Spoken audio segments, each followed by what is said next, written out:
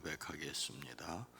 전능하사 천지를 만드신 하나님 아버지를 내가 믿사오며 그 외아들 우리 주 예수 그리스도를 믿사오니 이는 성령으로 잉태하사 동정녀 마리아에게 나시고 본디오 빌라도에게 고난을 받으사 십자가에 못 박혀 죽으시고 장사한 지 사흘 만에 죽은 자 가운데서 다시 살아나시며 하늘에 오르사 전능하신 하나님 우편에 앉아 계시다가 저리로서 산자와 죽은 자를 심판하러 오시리라. 성령을 믿사오며 거룩한 공회와 성도가 서로 교통하는 것과 죄를 사하여 주시는 것과 몸이 다시 사는 것과 영원히 사는 것을 믿사옵나이다. 아멘. 오늘 이 시간도 하나님께로 향하는 우리의 마음을 주장하여 주시니 감사와 찬송을 드립니다. 이 땅에 살아도 하늘의 사람으로 살게 하시고 하늘에 속한 자들 이 한날 살아갈 때에 하늘에 속한 지혜와 능력을 더하여 주시옵소서. 육신은 건강케 하시고 마음은 편안하게 하시고 영혼의 자유함을 누릴 수 있게 하옵소서. 주님, 우리의 연약함을 아시오니 주의 손을 더하여 주시옵소서. 야베스의 하나님 복의 복을 더하사 지경을 넓히시며 환난에서 벗어나 근심이 없게 하옵소서. 주의 일에 최선을 다하고 핑계하는 자가 되지 않기를 원합니다. 육신의 건강도 더하여 주시고 성령으로 충만케 하옵소서. 오랜 기도 간절한 기도 위에 주의 손을 더하여 주시옵소서. 아들을 위하여 딸내를 위하여 기도합니다. 이 새벽도 깨어 사랑하는 가족들을 위하여 간절한 마음으로 부르짖어 기도할 때 주께서 들으시옵소서. 주께서 응답하시옵소서. 주께서 친히 일하여 주시옵소서. 예수님의 이름으로 축복하여 간절히 기도드리옵나이다. 아멘. 찬송가 415장입니다. 십자가 그늘 아래 415장입니다. 찬송가 415장입니다.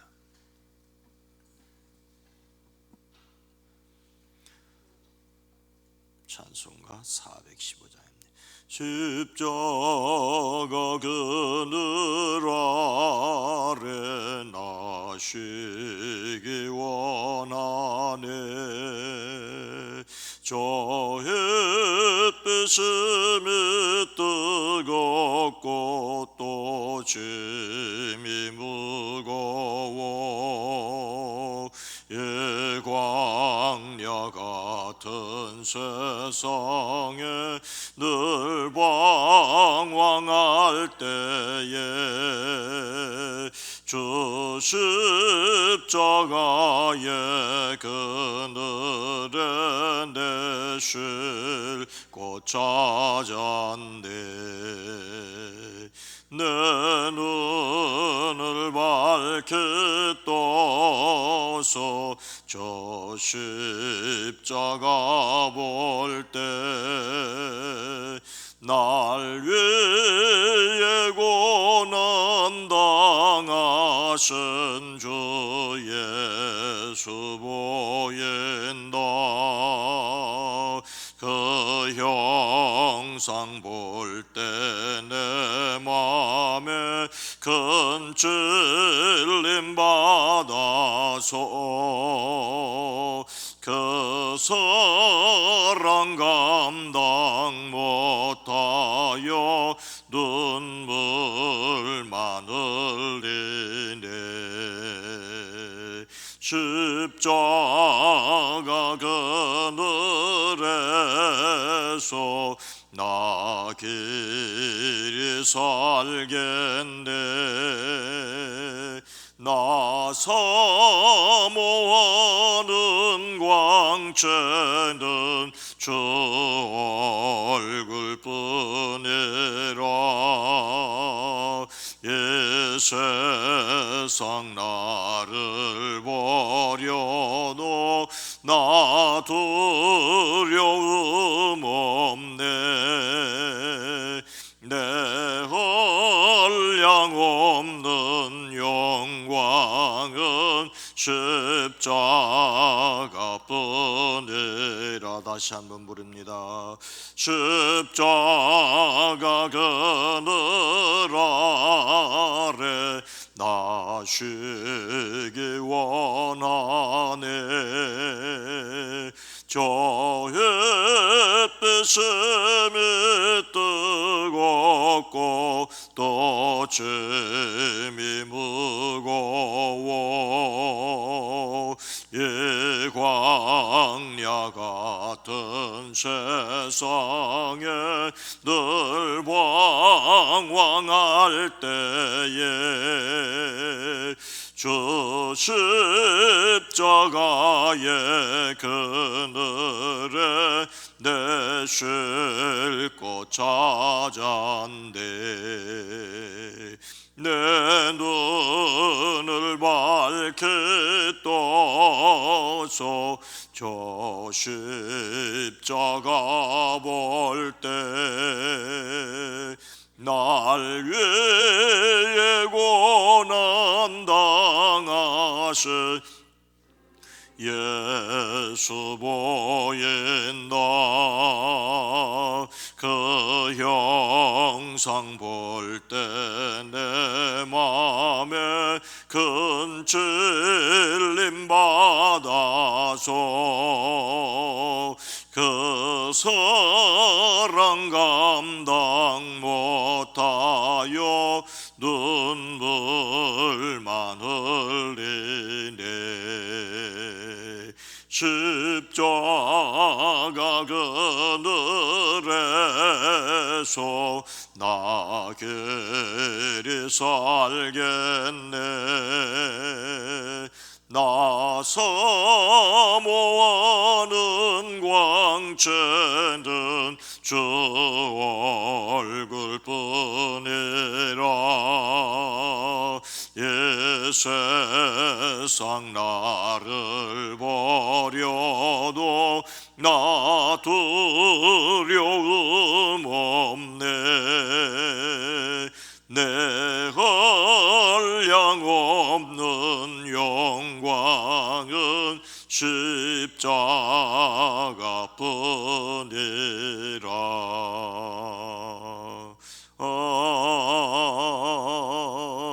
아멘. 디모데후서 4장 13절로 15절 말씀입니다. 신약성경 345면 디모데후서 4장 13절로 15절 말씀입니다.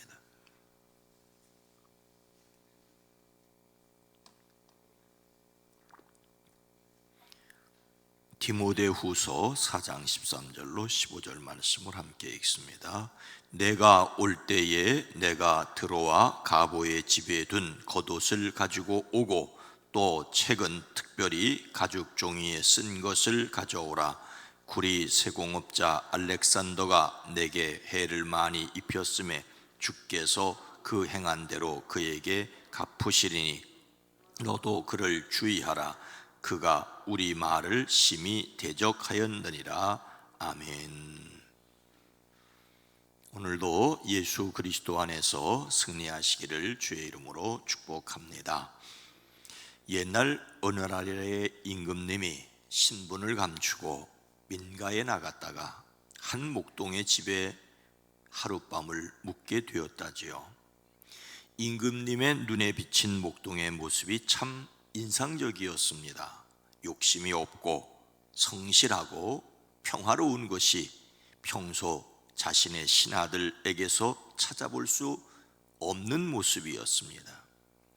젊은 목동의 그런 모습에 끌린 임금님은 목동을 나라의 관리로 등용했습니다. 관리로 등용된 목동은 청빈한 생활과 정직성 그리고 양떼를 잘 이끄는 경험으로 임금님을 잘 보필했습니다. 마침내 임금님은 그를 제상에 임명하였습니다. 제상은 능력도 중요하지만 청빈한 마음까지 갖춘다면 더할 나위 없겠다라고 하는 것이 임금님의 결정이었습니다. 제상이 된 목동은 임금님의 기대를 저버리지 않았습니다. 재상이 된 목동은 일 처리를 더욱 사심 없이 성실하게 했습니다. 그러자 다른 신하들이 그를 시기하기 시작했습니다. 일개 목동이 나라의 관리가 된 것도 모자라 재상까지 오르고 더욱이 적당히 뇌물도 받았으면 좋으련만 모든 일을 공정하고 깨끗하게 처리하니 자신들의 처지가 곤란하였습니다. 깨끗한 사람을 불편해하는 사람도 있기 마련이지요. 신하들은 재상이 된 목동을 쫓아내기 위해 티끌 하나라도 모함할 것이 있는지를 찾기 시작했습니다. 그러던 중 재상은 한 달에 한 번 정도 자기가 살던 시골집에 다녀오는 것을 알게 되었습니다. 염탐하여 보니 재상의 집에는 커다란 항아리가 있었고 재상은 그곳을 방문할 때마다 뚜껑을 열고 한참 동안 들여다보다가는 만족스러운 얼굴로 돌아온다는 것이었습니다. 신하들은 이 사실을 임금님께 알렸습니다. 재상이 청렴한 척은 혼자다 하면서 항아리 속에 아무도 모르는 금은 보화를 채우고 있다고 고자질했습니다. 임금님은 직접 사실을 밝히겠다며 그 재상을 앞장 세우고 다른 신하들과 함께 재상의 시골집으로 갔습니다. 임금님은 모두가 보는 앞에서 재상에게 그 항아리를 열어보게 했습니다. 항아리 속에 들어있던 것은 금은 보화가 아니라 재상이 목동 시절에 입었던 낡은 옷 한 벌과 지팡이 뿐이었습니다. 재상은 현재의 영화에 끌려 주변의 유혹을 경계하고자 어려웠던 자신의 옛날을 기억하기 위해 초심을 잃지 않으려고 시골집을 찾아갔던 것입니다. 모함하였던 간신들은 혼비백산했고 그 재상은 더욱 신임을 얻게 되었다는 이야기입니다. 재상이 된 목동이 그가 옛날에 입었던 낡은 옷 한 벌과 사용하였던 지팡이를 보관하고 마음이 흔들릴 때마다 돌아와 그것을 바라보았던 것은 초심을 잃지 않으려는 노력이었습니다. 초심을 잃으면 모든 것을 이룰 수 있습니다. 초심을 지키는 방법을 보여주는 옛 사람들의 이야기입니다. 여기에서 그의 초심을 지켜주는 물건들을 볼 수 있습니다. 그것은 바로 목동 시절의 낡은 옷 한 벌과 지팡이였습니다. 우리는 오늘 말씀에서 사도 바울의 물건들을 볼 수 있습니다. 바울은 지금 로마의 감옥에 갇혔습니다. 디모데 후서는 사도 바울의 마지막 편지로 여겨지는데 바울은 삶의 끄트머리에 서 있었습니다. 그때 믿음의 아들이라는 디모데를 로마로 부릅니다. 그대는 속히 나에게로 오십시오. 에베소에 있던 디모데를 불렀습니다. 당시 바울과 함께 있었던 사람은 누가복음을 기록한 의사 누가뿐이었습니다. 대마는 세상을 사랑하여 바울을 버리고 데살로니가로 갔습니다. 바울을 버리고 간 것은 아니지만 사역을 위해 그리스계는 갈라디아로, 디도는 달마디아로 갔습니다. 또 두기고를 에베소로 보냈습니다. 이렇게 바울의 주변에는 떠난 사람도 있고 보낸 사람도 있어 사람이 없었습니다. 그래서 디모데에게 속히 자기에게로 오라고 하였습니다. 올 때 마가를 데리고 오라고 하며 그는 요긴한 사람이라고 합니다.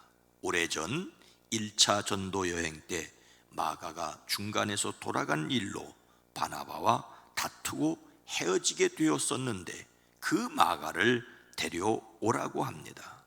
바울은 자신의 마지막을 준비하기 위하여 사람들을 오게 합니다. 그리고 바울은 디모데에게 무엇을 부탁합니까? 13절 말씀을 함께 읽습니다. 내가 올 때에 내가 들어와 가보의 집에 둔 겉옷을 가지고 오고 또 책은 특별히 가죽 종이에 쓴 것을 가져오라. 바울은 디모데에게 몇 가지 물건을 부탁합니다. 바울은 디모데의 방문을 요청하며 자기에게 필요한 것들을 가져달라고 부탁합니다. 그것은 겉옷과 가죽으로 된 책입니다. 바울은 드로아에 있는 가보라고 하는 사람의 집에 두고 온 외투를 가져오라고 하였습니다. 이 외투는 겉옷은 겉옷으로 사용되는 허름한 모포를 가리킵니다. 이것은 추위와 비를 막기 위해 고안된 겉옷으로서 모포 가운데 머리가 들어갈 만한 크기의 구멍을 뚫고 뒤집어 쓰는 소매가 없는 옷을 가리킵니다. 유대인들에게 있어서 겉옷은 입는 옷이 아니라 덮는 옷이라고 해야 옳을 것입니다. 집 근처에서 일하거나 가까운 곳에 외출할 때는 속옷만 입고 다녔습니다. 멀리 여행할 경우에는 겉옷을 거쳤습니다. 겉옷은 낮에는 더위와 비를 막아주고 밤에는 길거리에서 노숙할 때 이불처럼 덮고 잠을 잤던 것입니다. 세마포로 만든 속옷과는 달리 양털로 만들어졌습니다. 성경시대 대부분의 사람들은 단 한 벌의 겉옷을 가지고 있는, 어쩌면 모두 다 단벌 신사라고 할 수 있습니다. 아무리 가난한 사람도 최후의 수단으로 겉옷을 전당 잡혀 돈을 빌릴 수 있었습니다. 그러나 율법은 겉옷을 전당 잡은 경우라도 해가 지기 전에 반드시 돌려줄 것을 명령하였습니다. 이 겉옷을 밤에 덮고 자는 이불이 되기 때문입니다. 바울은 예루살렘에서 체포되어 로마 황제에게 재판을 받기 위해 지중해를 건너 로마에 이르렀지요. 가택 연금 상태에서 재판을 받았습니다. 비교적 자유로웠습니다. 이것이 바울의 1차 구금입니다. 이 재판의 결과로 별다른 일 없이 풀려나 드로아가 있던 소아시아까지 왔었을 것입니다. 그때 바울은 더운 계절에 들고 다니기에 부담스러웠던 겉옷을 가보라는 사람의 집에 맡겼습니다. 그러나 네로 황제의 박해로 다시 체포되어 로마로 2차 압송되어 갔고 끝내 로마에서 순교하게 됩니다. 네로는 64년 7월 19일 로마 시내에서 일어난 대화재의 민심을 돌리기 위해 그리스도인들을 방화범으로 몰아 4년 동안 모질게 박해했습니다. 이 박해 기간인 67년경 베드로와 바울이 로마에서 순교했을 것이라고 추정합니다. 순교하기 전 바울은 로마의 감옥에서 겨울을 준비하기 위해 드로아 가보의 집에 둔 겉옷을 가져오라고 디모데에게 부탁하고 있습니다. 죽음을 앞에 둔 늙은 사도 바울의 외투, 어쩌면 그의 유일한 개인 재산이었을 수 있습니다. 21절 말씀에 보면 바울이 그대는 겨울이 되기 전에 서둘러 오십시오 라고 말한 것으로 보아 음침하고 축축한 로마의 토굴 감옥에서 겨울을 나기 위해 이 겉옷이 꼭 필요했을 것입니다. 참으로 짠한 모습이 아닐 수 없습니다. 로마의 추위를 견딜 수 있는 것이 그것뿐이었을 수 있습니다. 그리고 또 자신의 물건을 소중히 여기는 것이 몸에 밴 모습입니다. 그것으로 만족하는, 자족하는 믿음의 참된 모습입니다. 우리는 여기에서 자신의 것을 소중히 여기고 만족하여야 할 것을 배울 수가 있습니다. 또 바울은 가죽 종이에 쓴 책을 가져오라고 하였습니다. 여기에서 가죽 종이는 얇은 가죽을 뜻하는데 양이나 염소나 송아지의 가죽을 무두질하여 종이처럼 사용하는 것을 가리킵니다. 당시는 오늘날과 같은 종이가 없었지요. 가죽으로 만든 양피지는 매우 비쌌기 때문에 왕골 비슷한 것을 눌러서 만든 파피루스를 사용했습니다. 하지만 파피루스는 오래 보관할 수 없고 부스러졌기 때문에 성경 말씀처럼 중요한 내용은 양피지에 기록하였습니다. 오늘 말씀에서 바울이 디모데에게 가져오라는 가죽송이에 쓴 것이 그 내용이 구체적으로 무엇인지는 알 수가 없습니다.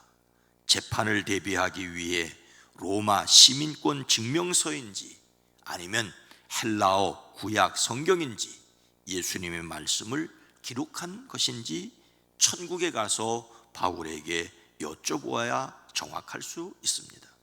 그러나 분명한 것은 말년에 바울이 특히 보기 원하였던 귀중한 내용을 기록하고 있는 것이었을 것입니다. 바울은 자신의 몸을 위해서는 겉옷을, 그리고 자신의 지식을 위해서는 가죽책을 가져다 달라고 부탁하고 있습니다.